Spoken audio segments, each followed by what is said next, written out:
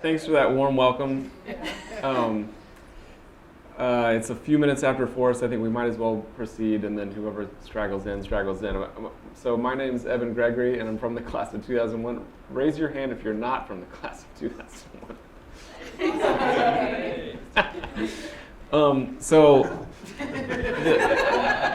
I think the alumni office asked me to speak a little bit just because I have a kind of uniquely strange career. And they sort of pitched me on like, this will just be a time when your classmates are going to come and hang out, and you just have some laughs and it'll be fun. And that sounds fine to me. And then I showed up and I realized, well, the audience, for all I know, could solely be comprised of the class of 1956. And then I have to present my work on the internet in a whole different context. I really was planning on just talking a little bit about kind of what I've been up to the last several years in what is a somewhat unconventional career in a field that didn't exist when we were here at Swarthmore. And just showing some videos, basically, that we can talk about and laugh at or criticize. But also the group here is small enough, and I encourage you to move forward if you feel like make it more intimate or conversational. And if there's something that seems interesting to you about either the specifics of my work or just about the internet or new media or communication theory and practice, then we'll just talk about it as a group and then think of this as a seminar. I forgot snacks. We'll have a break for snacks in Sharple's tent. Don't be offended if some cuts leave early. So we're sitting on the edge. I won't at all. It may be me. So I did bring a laptop that has a PowerPoint that I put together to present some sad sibling of this talk for like a college audience. So we'll just kind of skip through it and skip the stuff that's like uninteresting to us.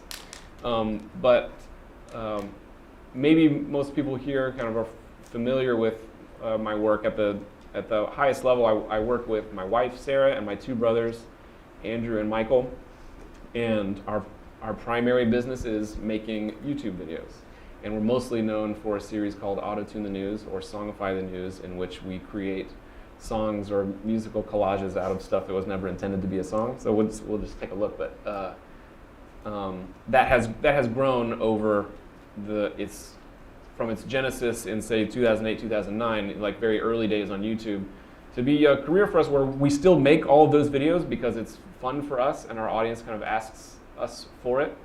But it's grown into us kind of being a studio that does music and video work for TV and film and commercials and all sorts of things in sort of a roundabout way. So it's been a very strange non-traditional journey in the sense that there's no roadmap for building a career in traditional entertainment via YouTube. Lots of people seem to be doing it, but it's an incredibly small number relative to the people that make videos online. So it's very hard to put your finger on how it can come about, but I'm happy to talk about whatever formula it was for us. So I'll just click through some examples of like our early our early work. What do I have here? So here's I'm just going to rewind to an example of like an early video that we did in 2009 when we first were experimenting with this format of taking the spoken word in kind of found footage form and transforming it into something musical. So this. God bless America, and may God protect our troops. So this is a clip from a famous speech that Joe Biden delivered from a satellite looking down on the United States from outer space. Of course, you guys all remember that, of course, but the upside of delivering God Bless America from a satellite is that you have greater angle of exposure to the geography below and can bless more of America from that altitude. But we have we use this clip in a video called Auto-Tune the News #5. just one series. And we'll just see it in the context of a scene here. Getting blessed by Joe Biden from space. God bless America. God bless America. God bless. God bless. God bless America. So, I'll just very briefly alight upon the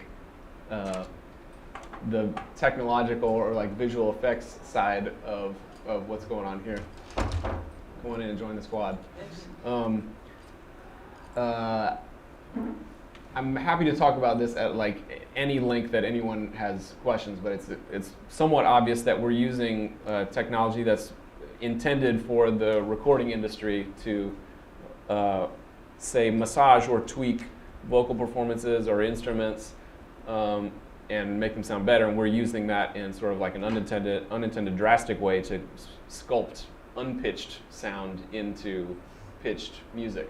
But we're also using like more widely understood technology like green screen here in this particular clip. We weren't actually in the MSNBC studios when we filmed this.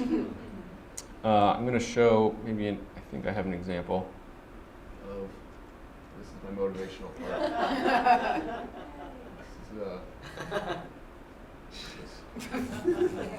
Just take a phone pic of this for your own. Interesting and perhaps successful strategy.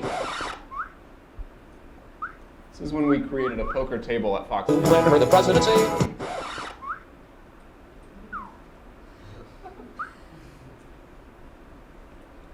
When you gotta quit, to quit you gotta win. Get your foot on the table. She's really all in, but it's high risk. The people who like her are still gonna like her. The people who have doubts about her are just gonna have the same doubt. No doubt. Same doubt. Sade, same doubt. Is that good? I'm just gonna, just for purposes purely of entertainment, fast forward like, I don't know, maybe 3 or 4 years to a video we did also from found footage from the news. We work a lot from C-SPAN and the public domain, and this is a scene we built from Rand Paul filibustering about our use of drone warfare. Americans could be killed by a drone. In your bed at night, in your home. Say it isn't so. Americans could be killed by a drone. In a cafe in San Francisco. No, you never get notified. Your notification is the buzz of the drone as it flies. As it flies. Robots in the sky. Overhead before you kill until you're dead. Locked in your sleep, you won't get a chance to speak.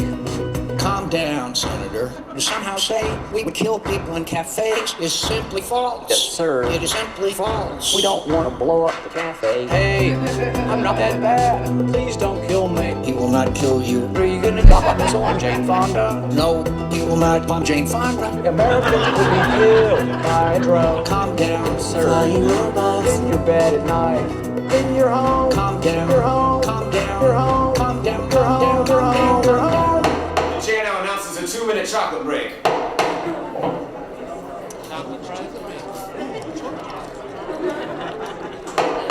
Chocolate in the house. Chocolate is mandatory.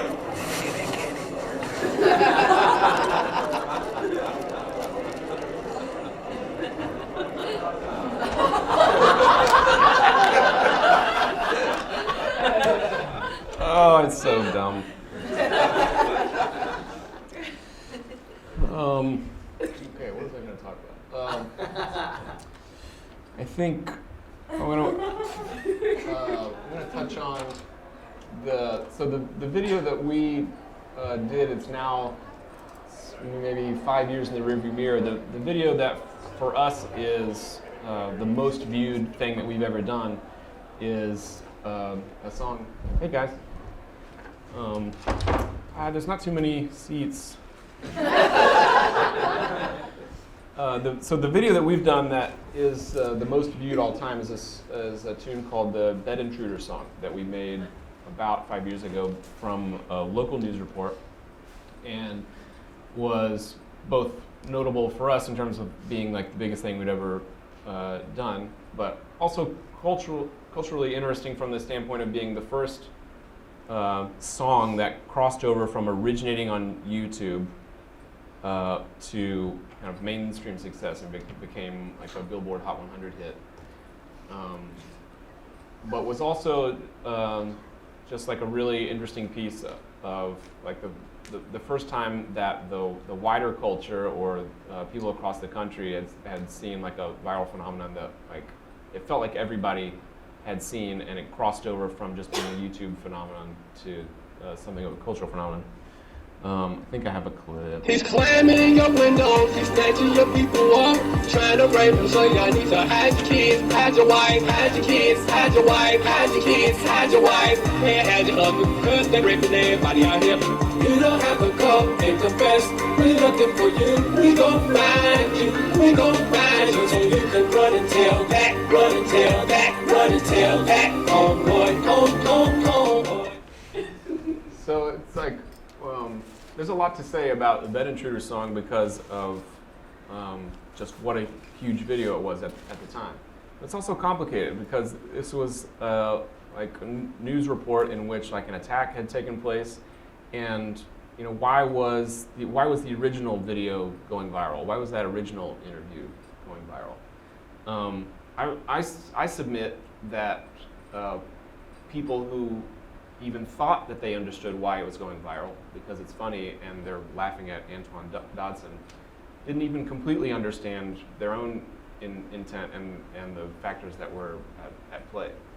In a sense, and there's even a backstory to the clip that is not widely known, namely that the family depicted in the interview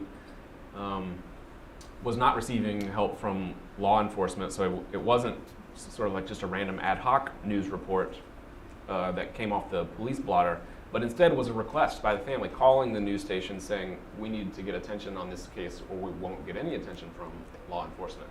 So there's some intention coming from Antoine and his family. And really, the thing that's really notable about the humor in the piece is that, in my opinion, some members of the audience, when laughing at something, reflect internally and assume I must be laughing at something. Because what other reason do I have to be laughing? There is some element of laughing at, like, well, this is odd. Why is someone just talking like this on a news interview? But really, when you look at what's being said, Antoine had like a lot of agency and humor in kind of what he had to say. He's like enraged at what's going on in this moment, but he's also like really making a lot of jokes. Like the most famous catchphrase in the song is like, hide your wife, hide your kids, and just while you're at it, just hide your husband too. And the whole interview that he gave is just like filled with his own sense of humor. So when we made this song, I'll make the history somewhat short, because at this point we had been making videos together for maybe a year and a half, and had been primarily political, and we had this idea of like, oh, we could make pieces that are based on other things that exist on YouTube already virally. But from an ethical standpoint, it seemed odd to manipulate the likeness of something and then just release it, which is what we had started doing with public figures. Which felt like one thing, unlike doing it with private individuals. Now that's something that happens already on YouTube all the time, and something that's already very much a part of social media at that time, and has become more so in this time in terms of like what the cultural currency of memes is. But just in our specific case, without reflecting further on like what memes are all about and using other people's likenesses. In this case, we had some inkling that this was going to be big, although we didn't suspect it was going to have quite the footprint that it did. So we reached out to Antoine and got a hold of him and kind of built some small relationship with him over the internet, which is something that we've continued to do to date over the ensuing 5 or 6 years, is to basically acknowledge like this is something that's happening to you to some extent, that's already happening. And then we sort of like participated in it but added a partnership where they could have just at least this much agency in participating into something that is happening to them. And we also took it just from a musical standpoint or an artistic standpoint and an attempt to amplify the positive side of, or amplify the power and anger of Antoine's message, so that now when people think about this interview or this phenomenon, it's something a little bit less that is being laughed at and more is being sung along with. So I'll maybe move on from this topic, but it was a really important chapter in artistically what we were doing, and also like culturally how we were kind of connecting with other people. I do want to show just like ancillary stuff around the Bed Intruder songs. One big part of that song becoming popular, which was sort of part of what YouTube culture was at the time. YouTube's somewhat moved on because it's now 1 billion users instead of 10 million or whatever. But you will still find some of this character inherent in YouTube and the internet, is fan participation in a big phenomenon or a big video. So we like to think of the videos as like being primarily songs, and at the end of the Bed Intruder song in our video, I played just like a little lick from the song, sort of demonstrating like, you can think of this just as a song. You can think of this just as a composition, and then other fans began responding with their own versions. Like they liked this thing so much, they wanted to participate in it. And that grew the whole phenomenon by kind of another order of magnitude, so to speak. So let me skip to just like a montage I made of a few, it's somewhat out of date, but from that, like within maybe 30 days or so, these are some examples. Some examples of covers. Climbing in your windows, snatching people up. Try to rape, say you need to hide your kids, hide your wife, hide your kids, hide your wife, hide your kids, hide your wife, and hide your husband, cause they're raping her body. This is a classic YouTube genre, just dudes in boxes. We looking for you. So you can run and tell that, run and tell that, run and tell that. Home boy. I got away, leaving behind evidence. I was attacked by some idiot in the project. So dumb, so wrong, dumb.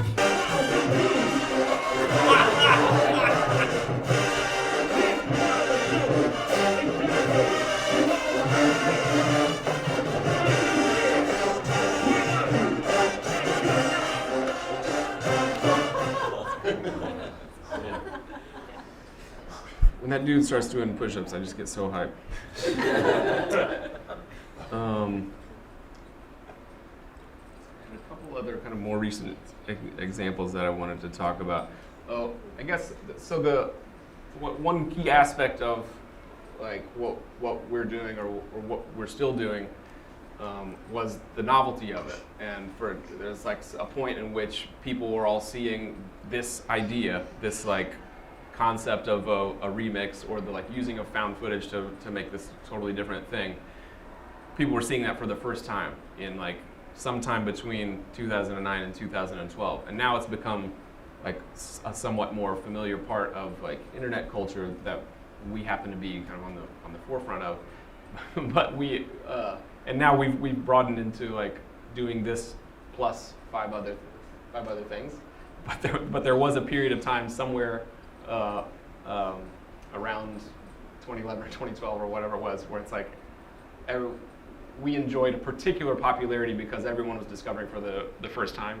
So we produced a piece that I'll just show a tiny bit of, that was basically doing our exact thing, but for the Oscars broadcast. This is the year that James Franco and Anne Hathaway hosted, and we produced just a segment of what if some of these popular movies from that year had been musicals. And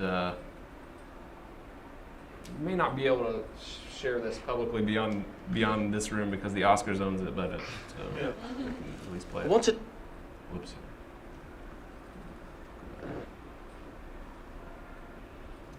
Look, I wanted to come back as soon as I left.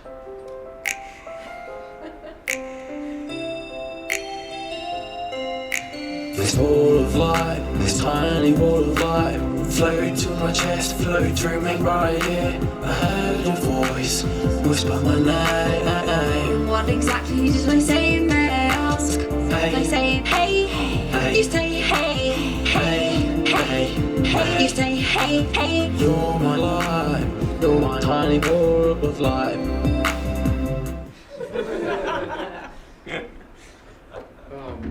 Just a little industry tidbit. Originally, it was supposed to be originally the concept was we were going to write a musical segment that had the hosts, James Franco and Anne Hathaway, interacting with the musical components that we were developing. If you can imagine a staged production in which they're doing like a song and dance number, duetting with Ron Weasley from Harry Potter. It fell apart for obvious reasons. It's so complex. But this other clip that was about to come up is something we did during the 2012 election cycle. But I think maybe I'll just skip that for a bit rather than kind of showing more of the political material. And then as something maybe a audience of Swaties would enjoy, I'm just going to show like my own particular career highlight, my favorite highlight, which is just switching my displays here, which is being published in the New York Times. Namely, oh hey Matt, join the party. So maybe 4 years ago, the New York Times spun off this a video series called OpDocs that you may have seen. In the time since then, it's won 8 billion awards or whatever. And they, for some misguided reason, came to us as people that had unique political perspective to share. The goal of the series is not pure documentary, but documentary that has opinion that is of the same stripe as what might appear on the op-ed page, but it just doesn't go in print because it's video. So they approached us and we pitched them on this idea that we had, which was we had noticed during that cycle that Mitt Romney had a particular propensity for connecting with local audiences as he toured the country to endear himself by just publicly announcing how much he liked whatever thing it was that they had. Grits or lakes, for instance. iPhones, particular types of humor he also liked.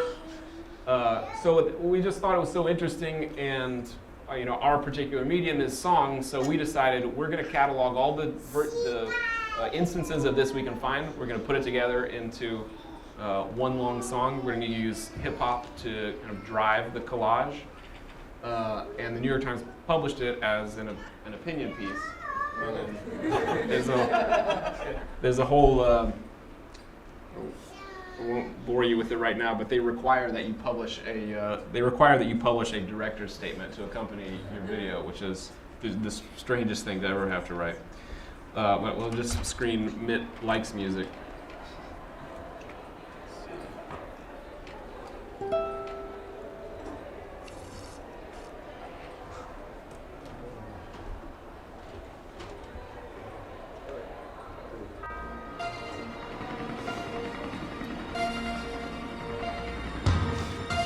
What's up, gangsters?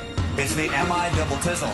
I love people, I love ways. I was born and raised here, I love this state. I love cars, I love America. I love you, I love ways. I love businesses, I like silly stuff. I like mandates, I like grits, I like Twilight. I love this country. I like music of almost any kind, including this. I love lakes, I like seeing the lakes. The Great Lakes, plus all the little lakes. We like space, so don't mess with lakes. Man-made lakes, or naturally occurring lakes. Yeah, I love humor. I like jokes as well as things that are fun. My sons are tired of my jokes. Be jealous. I live for laughter. Yeah, Chris Rock. Three Stooges, Real Pharaoh. Laurel and Hardy, Tina Fey. Keystone Cops. I like it all. Do you like iPads? I have an iPad. Do you like iPhones? I have an iPhone. Do you like vampires? I don't like vampires personally. I don't know any. I want to make sure that people know precisely why it is that I'm running for president. And the answer is very simple. I love people. I love ways. I was born and raised here. I love this state. I love cars. I love American cars. I love you. I love being able to fire people. I love Assembly stuff. I like mandates. I like grits. I like Twilight. I love this country. I like music of almost any kind, including this. I love ways.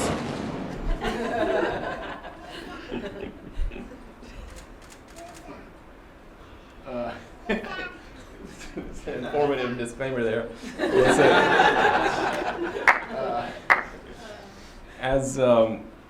if I can shut this off. Just as a side story, the New York Times requires, as you might imagine, you wouldn't hire an organist without hearing them first. The New York Times requires with any piece that they publish, be it print or video, that it be fact-checked. And so we needed to participate in that practice, which is just really amazing for a piece like this. And it required, I totally understand and don't resent that this process needed to take place, but we had to define what does it mean to fact check this piece, which inherently is placing all of these different snippets and sound bites next to each other. And the editorial decision was we need to determine if the context of each of these clips has not been distorted and that the audience can trust that you are fairly representing what he said, even if it was I like lakes. And so I had an editorial assistant sit with me for several hours, perusing every clip, going back, and we watched the original speech in which Mitt Romney delivered every single item. I like mandates, I like grits, I like humor, and decided whether or not we had distorted, which in some cases it was ruled we had. In order to create a better rhyme, we had, and it's a little hazy now, but I think at one point we had, I like jokes, I like humor, in order for it to rhyme with something later. But the original quote was, I like humor, I like jokes. And it was decided that we needed to return to the original order, which I think does make him seem like just a little more sane. So it probably did improve the integrity of the piece. We're at 4:30 right now, so I thought we could just open up for questions. I could screen videos for hours, presumably. But since we're here and it's a very manageable number of people, we might as well talk about whatever we want to talk about. Yeah, Pat? Can you talk a little bit about fair use and how using these kinds of things more generally in a political sphere works? Yeah. Guys, we're getting into real questions. I'm happy to take questions real or fake, industry or non-industry. So question is, how does fair use and copyright issues play into stuff like this?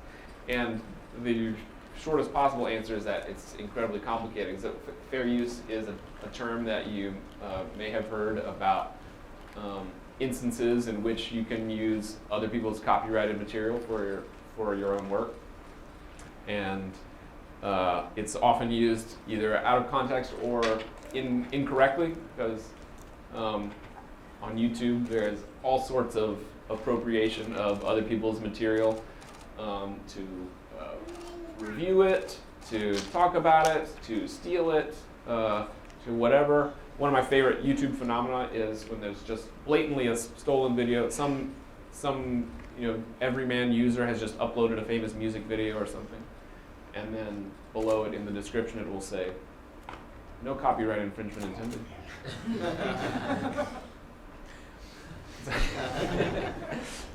There you have it. Or so fair use really is not a law. Fair use is not a policy. Fair use is just a term used to refer to a type of legal defense if you were to get taken to court over copyright infringement. If I were to steal somebody's material and then they took me to court over it, I would make my plea that this is fair use of the material to make some valuable comment on the original work, and that I was not, another key part of fair use is that I'm not reducing the value of the original thing to the copyright owner.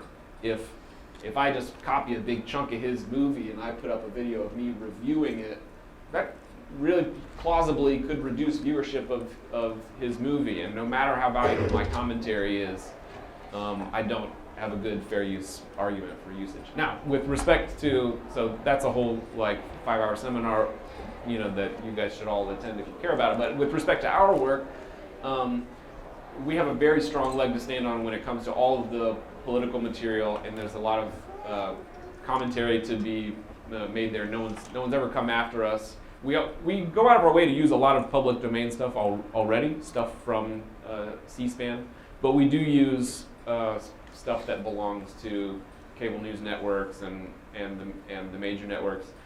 But we're always discussing public figures. We're always songifying public figures and people that are in the political limelight or zeitgeist. So in that case, we feel like we have a very strong. It's totally defensible, and we're not really worried about that.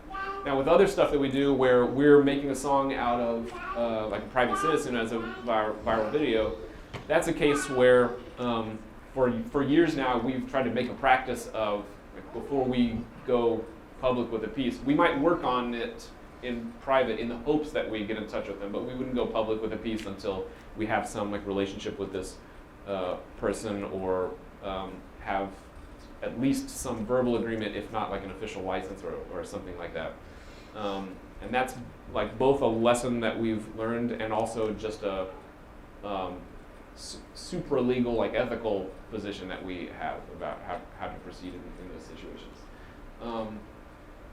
There are a few other pieces that we've done that are that say might be composed of like a particularly unique moment on some non-political TV show. We have a video made from like the Ellen show or the Jimmy Kimmel show or sort of something like that. It's like some particularly notable moment, but clearly happened on their show. It's like it's their copyright. And in that case, sometimes we'll go public and then like a claim will be issued and we have to work it out behind the scenes. Or YouTube also has mechanisms by which our video might be allowed to exist, but is now considered property or at least administered by the original copyright holder. So that's kind of like somewhat recent technology that like even allows that sort of process to play out. So that's like tip of the iceberg. That's helpful a bit. Yeah, you know. I have a fake question, and that's how did your brother Michael avoid smoking? The real question is actually, I have this image of you guys finding stuff like one of you or a bunch of interns sort of watching C-SPAN or skimming through stuff or the set. How do you find some of these moments that are on hours and hours of public? Great question. So the fake question was, how did my brother Michael avoid Swarthmore? My middle brother Andrew did attend Swarthmore, and Michael went to Appalachian State and studied recording. Thank God somebody knows how to record audio. And the real question was, how do we find the clips that we use? And it definitely started out as like, oh, we're going to browse Drudge Report and Huffington Post each day to see what people are talking about. But eventually, once we, over this, maybe like the first several months of us making Auto-Tune News, we amassed an audience that was so dedicated. They are just sending us stuff. So very quickly, it became a crowdsourced operation where your fans are telling you, like, I saw this thing, and it's mostly terrible, but you just go through it and you find the things, or you look at it statistically. We got 100 submissions, but 10 of them are the same thing. It's really good. But it doesn't all have to be crowdsourced, because that can be a very blunt instrument. We also have an inside man at C-SPAN now, who's a fan.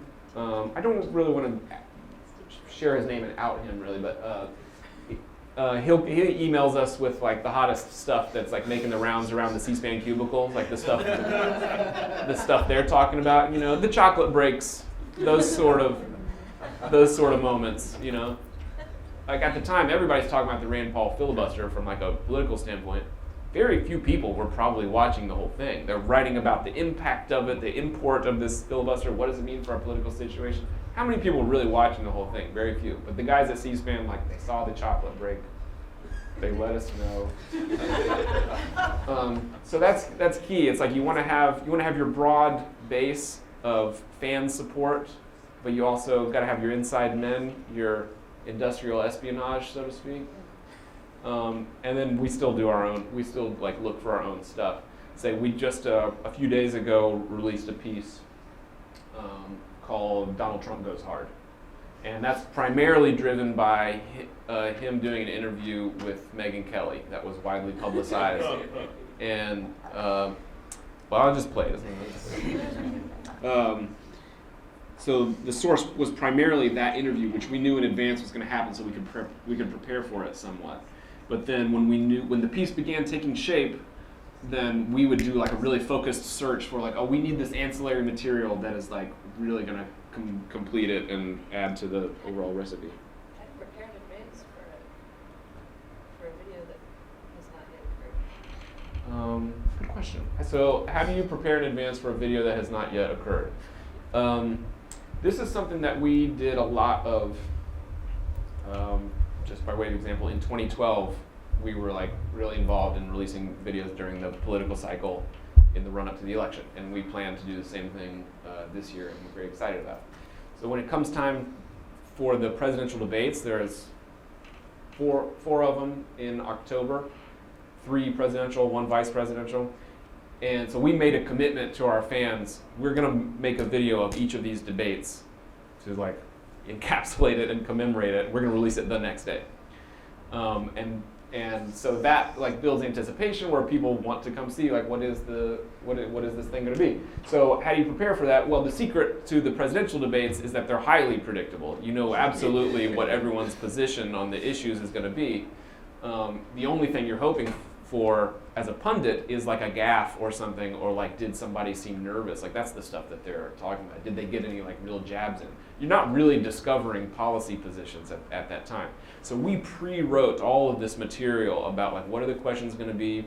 We shot stuff where we were participating as debate moderators, fictionally of course, and we would write all the music in advance so that we would kind of like set the tone for what the piece is going to be from a musical standpoint. And then when it came time to execute, we watched the video.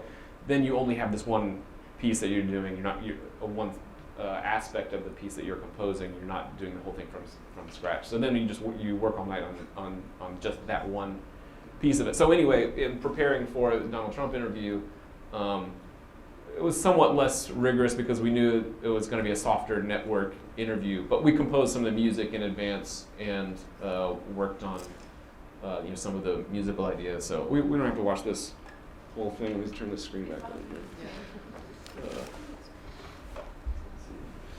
here. So this just came out the other day, and we're really looking forward to a lot more of this over the next 4 or 5 months.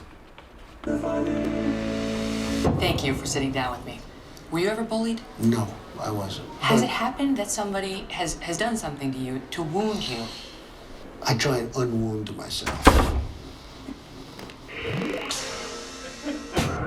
I feel like you're trying to get out of balance. I go hard. I go hard. If I were soft, I would not have gotten this far. I go hard. I go hard. I go hard. I'm familiar. Yes, you were. I say sit down, everybody. And they don't sit down. They refuse to sit down. They don't sit down. Sit down, everybody. And they don't sit down. They refuse to sit down. They don't sit down. Sit down. Sit down. Sit down. Sit down. Sit down. They refuse to sit down. They don't sit down. If I don't go all the way, if I don't win, we really understand what complete waste of energy and money and money and money and money and money, money, money. I don't look back and say I wish I didn't do this or that. I'm not stupid, it's a fact. I never had a dream. The thing against me in trouble is a retweet or shit with a tweet. I retweet and respond to what they did to me. I'm gonna fight back, cause I don't want to street. I go hard. I go hard.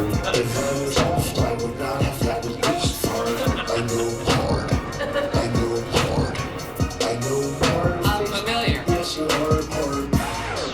Trump, some have suggested that you refuse to release your tax returns because of your extreme privacy concerning your hobbies. Yes. So, can you confirm or deny this list of personal pastimes? Yeah, I guess so. Fingerboarding, Minecraft, podiatry, hacky sack, balloon animal, breeding cats, CrossFit, Waste of time.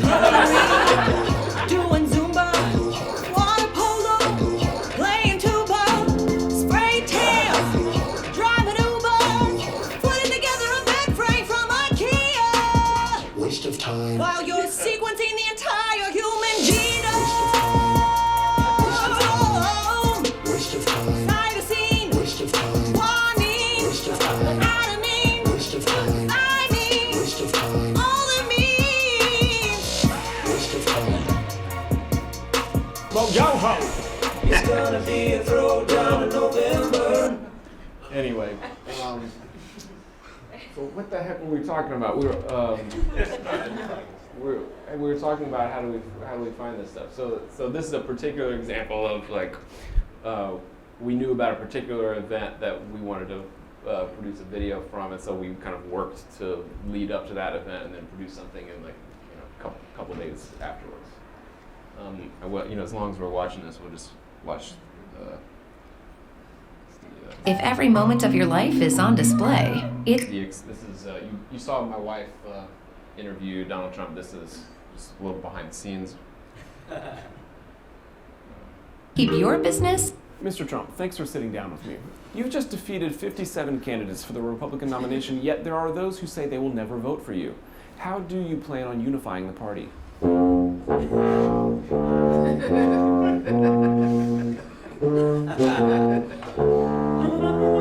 I see, that's interesting. Now let's talk about Twitter. How many interviews have you done in which you had to talk about Twitter? Add one for this one. Last year, some controversial photos appeared of your son holding the severed tail of an elephant he killed on safari. Now, we know that you sent him on this mission to recover the tail so that it could be ground into a powder as an ingredient for a potion to increase your sexual potency. Yeah. What I want to know is, how effective was the potion, and how large is your penis today? But I notice you are playing the tuba every time I ask you a question. Is this on purpose or something that's happening to you?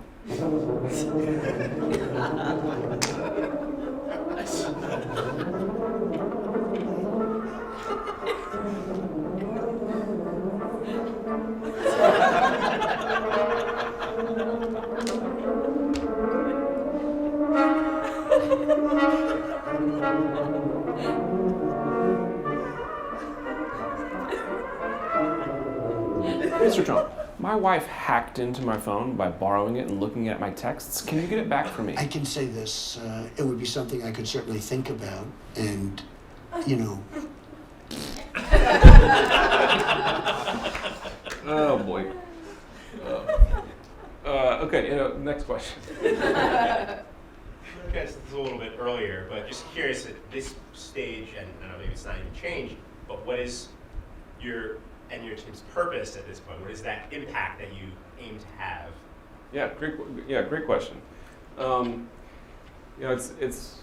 It started out as an accident in a sense that our origin story as a team, me, my wife Sarah, my brothers Andrew and Michael, were at one time a very conventional band, just playing music and touring and whatever. And I had a job in technology for a long time, was doing music nights and weekends.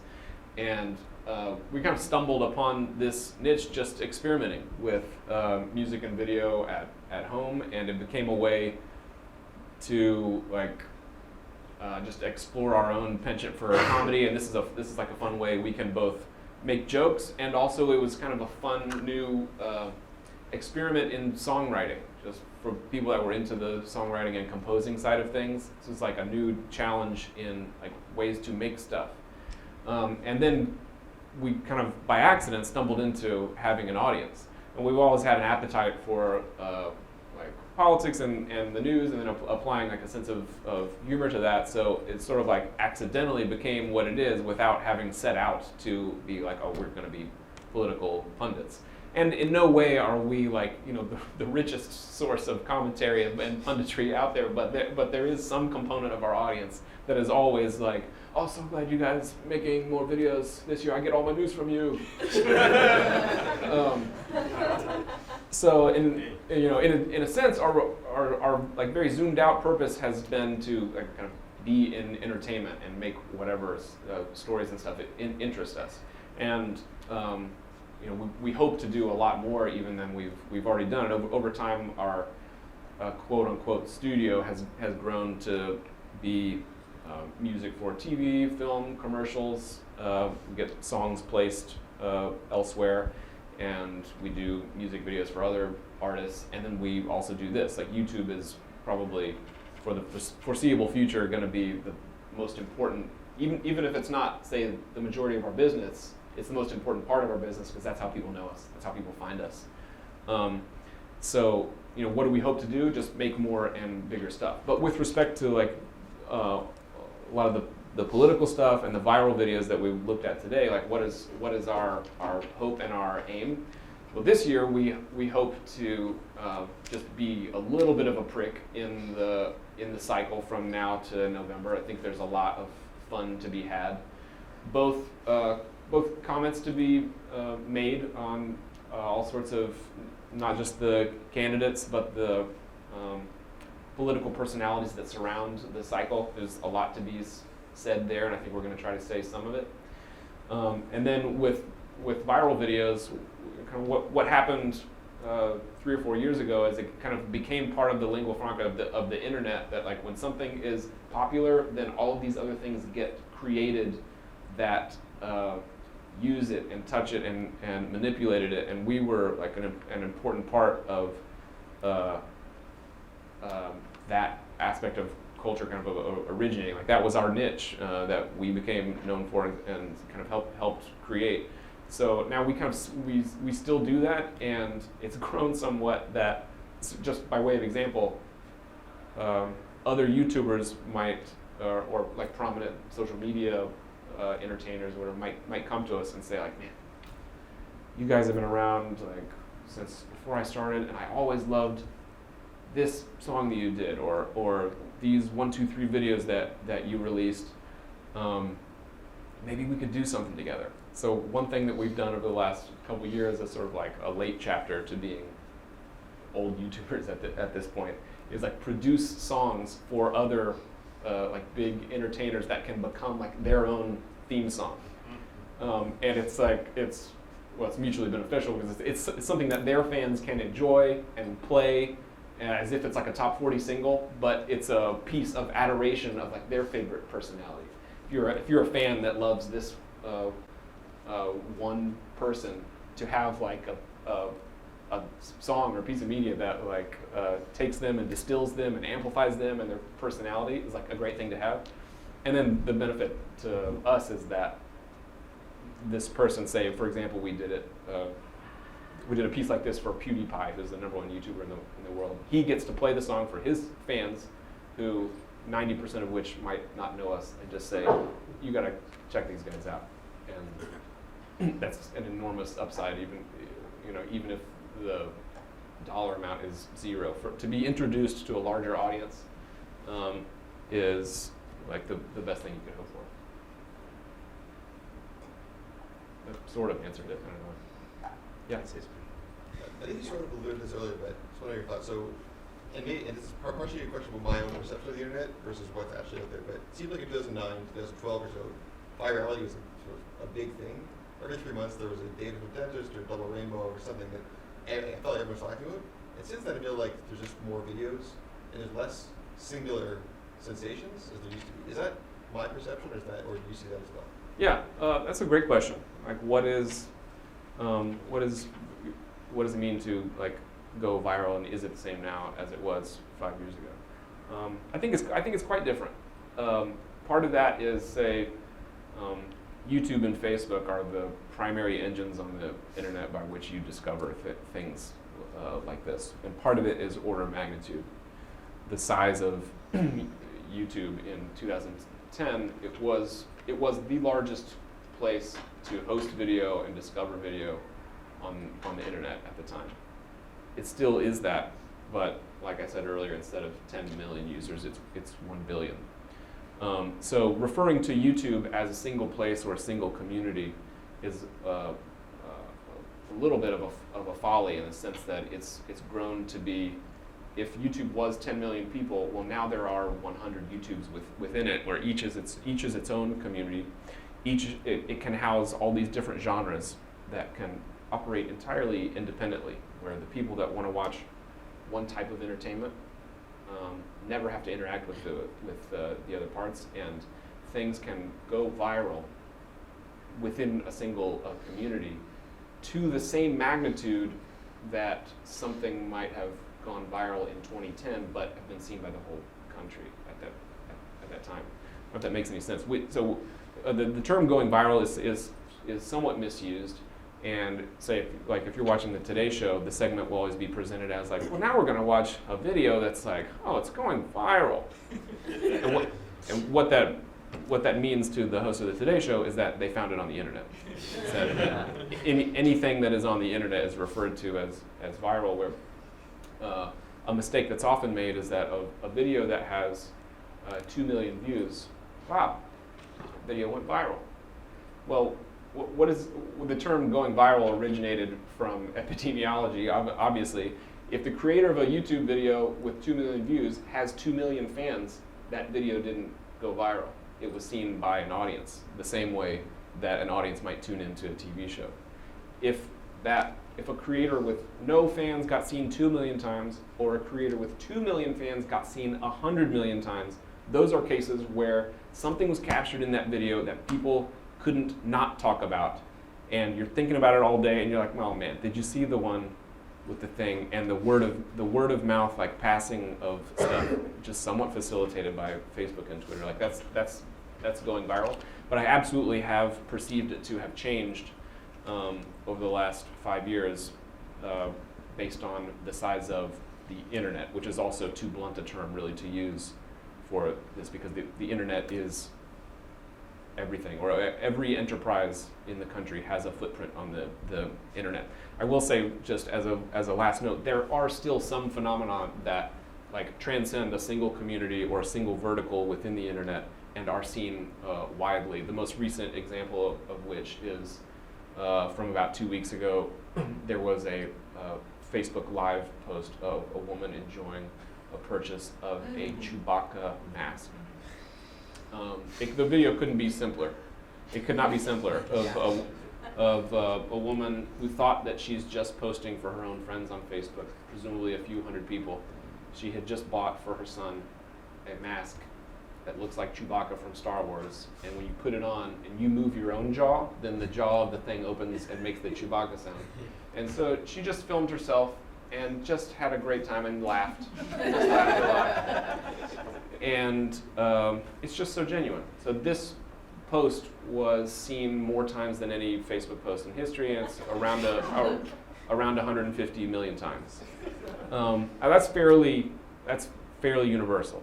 And you know, there's some tweaks there, like Facebook views are counted differently than YouTube views. So could you say that video has been seen more than a video that might be counted comparably on YouTube? Who knows? But it can be said that was seen universally across like all different demographics on Facebook, all different communities. So like there are still kernels of that type of phenomenon happening, even if they spin out in very different ways.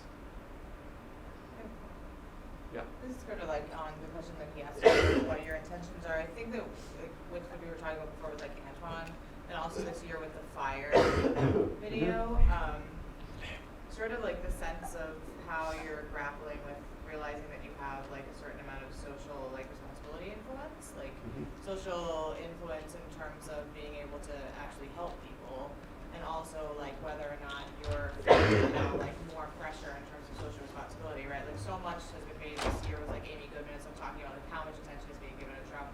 Are you thinking about sort of like who am I giving attention? Am I giving attention to the people that are funny? But like someone could like the I Go Hard video, like have any Trump supporters been using that? Because as long as they only use the first part, I'm sure they fucking love it. Like, I mean, that's actually like not something that a lot of the people in his camp would not like, right? So are you sort of like thinking, where is our role in this? And also like, are we trying actively to like help people at this point? Like knowing that you have such a huge kind of influence. I mean, I know that like the guy from Humans in New York is like doing that now. He's really like actively being like, look at this audience I have now in China. Which guy? The Humans in New York guy. Oh, Humans in New York. Is another like phenomenon who sort of changed just being someone who was doing viral stuff to now like is actively trying. Totally. Like his latest chapter is partnering with Sloan Kettering. Or, is philanthropic. Yeah. Yeah. So it's totally. very smart for a question. Yeah. Yeah. So I guess there's maybe like 2 or 3 questions in there. What? One is like about with respect to like private individuals like Antoine Dodson, or Michelle Satter from the Not Today video, which is from earlier this year, January, I guess. And those are, hi Kate.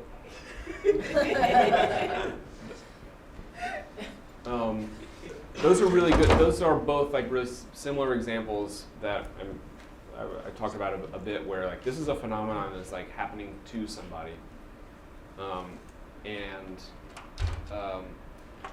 we felt like we could. You can't make it go away, and we felt like we could participate in it and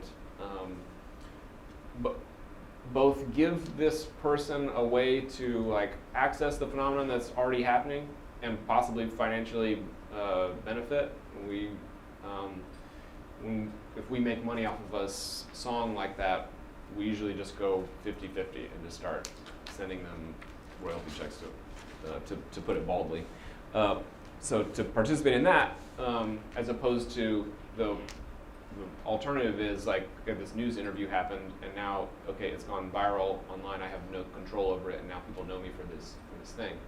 But in addition to that, also from an artistic standpoint, like how can we like quote unquote like just slightly redeem or change the character of what this interview was or what this moment is and how it's being perceived.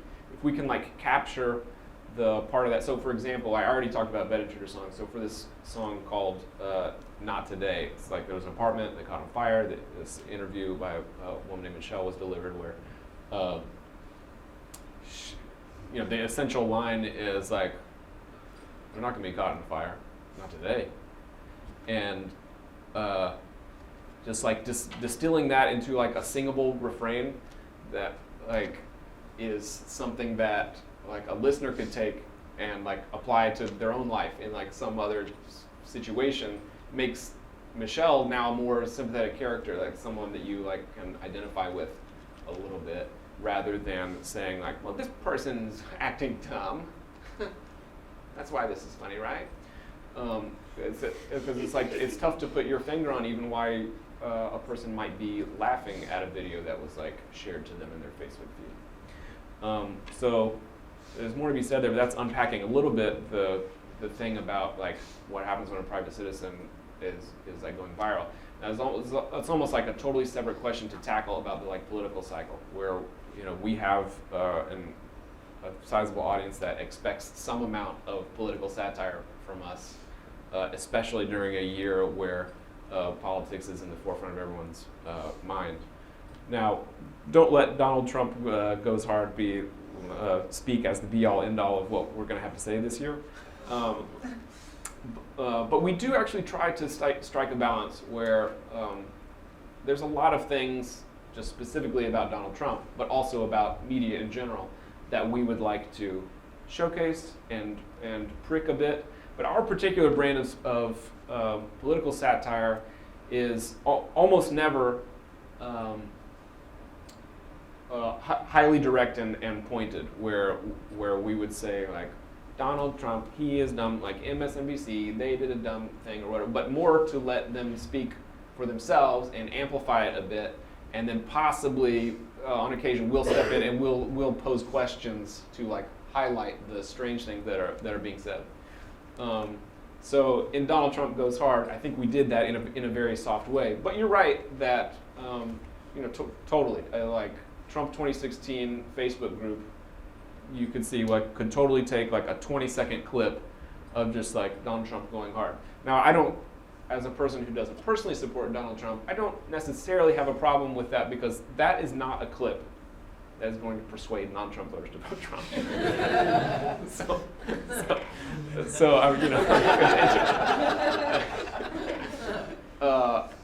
but I think consider that step one or really, we've already made several videos featuring Donald Trump, some of which are a bit more aggressive. But consider that step 4 in what's probably going to be 12 chapters of Trump this year. I don't know. I touched on a couple things. Yeah. Do you guys retain counsel either for in case someone does go after you, or I'm not familiar with what like licensing you release your stuff with, but do you also have to pursue the copyright stuff? Yeah, good question. Do we retain counsel? Great question. Technically we have a lawyer. We don't really retain counsel like sitting by our side that we're like regularly consulting with and like putting out a video and then running into the other room like, what do we do now? But we've been actually quite fortunate over the years that oftentimes the subjects of our videos are like kind of into it. I'm talking about public figures that like even we might be poking fun of in some cases. In those cases, we're more protected by fair use and like established copyright case law. And so we're kind of less worried about it. And so there might be a Rand Paul out there who would want to maybe press the issue a bit, but probably knows that there isn't a court case there. And really, in the public courts, so to speak, it's kind of his to lose to take on somebody like us and be like, you guys were mean to me. It's like, well, he's not going to win anything there. We have gotten calls say that are like, oh, you used this local news footage, and then we either have a conversation with them about like, listen, here's our standpoint on it. There's a public figure doing such and such, and we're doing this derivative work or whatever. And one time there was one example where we made a video called "Reality Hits You Hard, Bro," and it was made from a local newscast, and we got a call from a guy who worked at a giant conglomerate that owns 100 local news stations across the country. So he was protecting their rights, and then it magically went away when all of a sudden the local news station itself was benefiting enormously from both their original story and our thing compounded into this like phenomenon that a lot of people were watching and drew a lot of attention to their stuff. I'm sure they made money on TV and the broadcast and stuff like that. So then the whole inquiry just went away. Yeah, I don't know. It's complicated. That's our particular approach. Somebody else would do something totally different. Yeah. So kind of reverse question to the influence on other people. If you didn't have a good way to show any of these things to other people, would you still do them? And do you think they'd be different? Yeah, good question. Unquestionably, it'd be totally different, I think. Yeah, the question was, if there wasn't a way to like show the videos to people, how would it be different, or would it be different? So a career like ours is impossible and pre-internet and probably pre-social media. There was some concept in the early internet of like something going viral, namely some piece, could be anything, from a video to like an email or something shared person to person. And in the pre-internet days, that's a videotape being copied and mailed to your friend. Like those existed for decades. But to reach people on a scale that we were lucky enough to do, that's only possible with like this type of publishing platform. And also, with regard to our particular artistic endeavors, they're highly reliant on technology, and so that would be impossible too. Now, would we still like make music and comedy? I think the answer is yes. It would look totally different without the vehicle of YouTube to both deliver to people and then see what they like. Now, you definitely don't want to get into the game of like adjusting your art based on comments on YouTube videos. I can't recommend that forum for reasoned discussion or artistic critique. But we have over time kind of learned to read comments statistically, saying like, oh, all these videos got plenty of views, but if you look at like how many comments on such and such video fell into a positive or negative bucket, or regardless of what personal attack they're making or how badly they judge my appearance, you can kind of statistically look at like, oh, well these pieces are playing stronger, and I think we can make some judgment as to why. So I think we would definitely still be in music, probably in comedy. I have no idea what the pieces would look like without this type of vehicle. We have like 5 minutes, maybe 2 or 3 minutes left. I mean, it's a soft end. There's literally no officials here babysitting us. We can do whatever we want. But we're going to get close to wrapping up. Is there a question from Iris? Sorry. Okay. She's really enjoying it. I know. She just can't handle her body. Yeah, I know she's a big fan. Tell her I really appreciate coming. Yeah. I really appreciate her coming. We could. What else did I have? Jeff from the Alumni office really wanted me to talk about. We did this travel show last year, where this has very little to do with what I've already talked about, but it's just an example of like being in music and comedy on YouTube and kind of delivering on a certain level of quality over the years allowed us to grow our studio and do lots of other things. So this last fall we shot a travel show in which we went to, well, the premise of the show is the four of us traveling to a different country, meeting a musician we've never met and collaborating with them. And an episode of the show would play out in a country and show a little bit of the reality of that experience of being like, okay, how are we going to make music with this person, and then culminate in some music video. So we went to 6 countries in 6 weeks, did 1 episode per week, and then a few months of post-production. Now the show has finally been sold back to YouTube Red, which is a new initiative by YouTube to all of YouTube is going to continue to be free to the average user, but they're providing a paid experience for those people who already use a ton of YouTube and want to pay for an ad-free experience. If you pay for the ad-free experience, then you also get all these original shows, much like Netflix produces original shows for their users. So it looks like our show, Song Voyage, is going to be released under the YouTube Red banner. Jeff wanted to call the talk Around the World in 80 Staves, which I think was a reference to us doing a travel show. I want to thank everybody for coming and hanging out for a bit. I hope there was something of interest in this very improvisational talk. And look forward to seeing you guys out and about at the rest of Alumni Weekend.